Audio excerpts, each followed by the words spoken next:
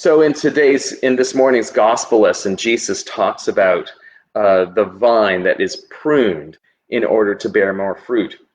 And one of the joys of resurrection faith is that we don't have to be afraid of being pruned, of being cleansed, in a sense of losing things, losing that which is dead or dying in order to gain a much more abundant life. We don't have to be afraid of change. That's what, in a sense, the freedom that the resurrection brings about. If there was no resurrection, if there was no new life, well, we would be afraid of losing even a branch that is dying because, well, you might get something from it, but once it's gone, it's never coming back. As opposed to a life of vulnerability and risk leaning into a future, we say, well, I will trust in the Lord to bring that to an end because I know that he will bring even more abundant fruit into my future. This is resurrection faith. This is the joy that it's like, yes, prune me, Lord.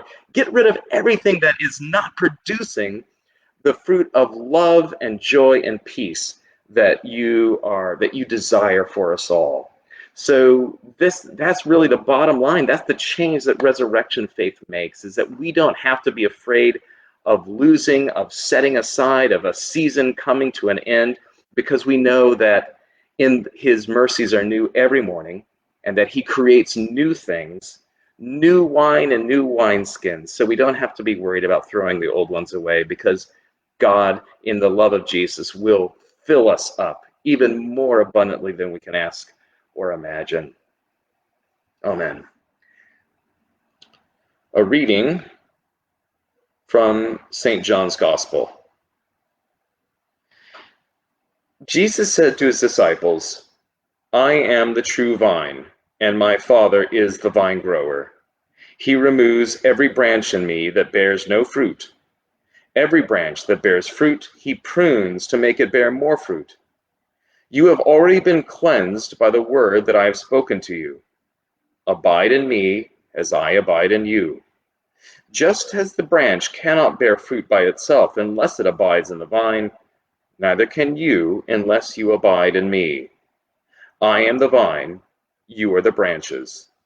Those who abide in me and I in them bear much fruit, because apart from me you can do nothing. Whoever does not abide in me is thrown away like a branch and withers. Such branches are gathered, thrown into the fire, and burned. If you abide in me, and my words abide in you, ask for whatever you wish, and it will be done for you.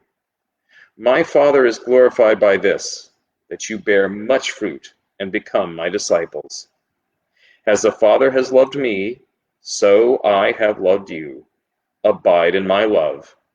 If you keep my commandments, you will abide in my love, just as I have kept my Father's commandments, and abide in his love. I have said these things to you so that my joy may be in you, and that your joy may be complete." The word of the Lord. Thanks be to God.